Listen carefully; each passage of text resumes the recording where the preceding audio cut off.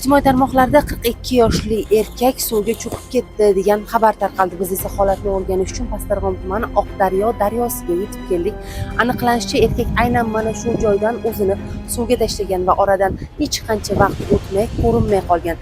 5 kun o'tgan bo'lsa hamki, haligacha na o'ligi, na tirigi bor.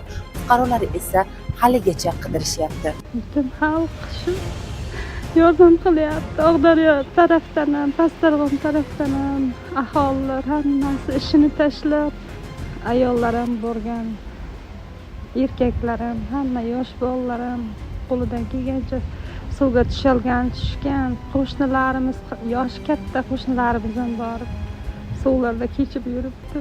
Yoqqa chopib, lekin topolmayapmiz. Natija yo'q.